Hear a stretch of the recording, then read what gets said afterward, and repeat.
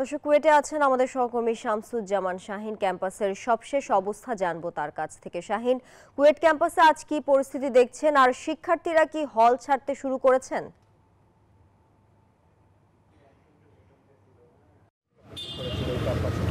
ধন্যবাদ।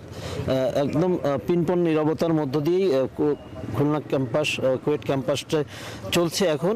সকাল সাতটা থেকে শিক্ষার্থীরা ছোট ছোট গ্রুপ করে আবার বিচ্ছিন্নভাবে তারা হল ছাড়তে শুরু করেছে। তবে গতকালকে রাতে যখন সন্ধ্যায় সংবাদ বিজ্ঞপ্তির মাধ্যমে বা নোটিশের মাধ্যমে জানানো হয় যে কুয়েট অনির্দিষ্টকালের জন্য বন্ধ করা হয়েছে, তখন রাতেই কিন্তু শিক্ষার্থীরা, আন্দোলনরত যে শিক্ষার্থী আছেন সেই শিক্ষার্থীরা তারা বিক্ষোভ সমাবেশ করেছে এবং বিক্ষোভ মিছিল করেছে ক্যাম্পাসে।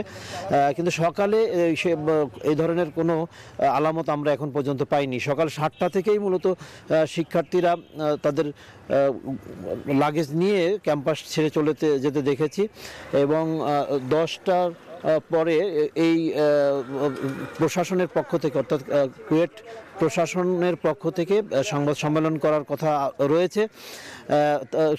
গতকালকে নোটিশে আপনি জানিয়েছে যে নিরাপত্তাজনিত কারণে মূলত এই ক্যাম্পাস অনির্দিষ্টকালের জন্য বন্ধ ঘোষণা করা হয়েছে। ইতিমধ্যে শিক্ষার্থীরা যে আন্দোলনে রয়েছেন সেই আন্দোলনের তাদের প্রধান যে দাবি সেটা হলো যে ভিসি এবং প্রভিসির পদত্যাগ এবং নিরাপত্তা নিশ্চিত করা, অর্থাৎ ক্যাম্পাস পড়ার পরিবেশ তৈরি করা, এই দাবি। কিন্তু গতকালকে কুয়েট ভিসি উনি ক্যাম্পাসে ফিরেছেন এবং তার বাসভবনে অবস্থান নিয়েছেন। সেখানে শিক্ষার্থীরা দলবদ্ধভাবে তারা বাসভবনে তালা মারতে গেলেও অন্য যারা শিক্ষক আছেন কুয়েটের, তারা কিন্তু সেই বিষয়টা এটি প্রতিরোধ করেছেন এক প্রকার বলা চলে যে, এবং তাদেরকে শিক্ষার্থীদের বোঝাতে সক্ষম হয়েছেন যে না, বাসভবনে ভিসি থাকা অবস্থায় কোনো অবস্থায় তালা লাগানো যাবে না। আমি সকাল থেকে কয়েকজন শিক্ষার্থীর সাথে কথা বলেছি, তারা জানিয়েছেন মূলত হলে সিলগালা করবে এরকম একটা ঘোষণা লিখিত আকারে না দিলেও অলিখিতভাবে একটা সিলগালা করার ঘোষণা দিয়েছে যে হলগুলো, এ কারণেই তারা এখান থেকে হল ছাড়ছেন। এই ছিল তানিয়া কুয়েট ক্যাম্পাস থেকে আমার কাছে সর্বশেষ।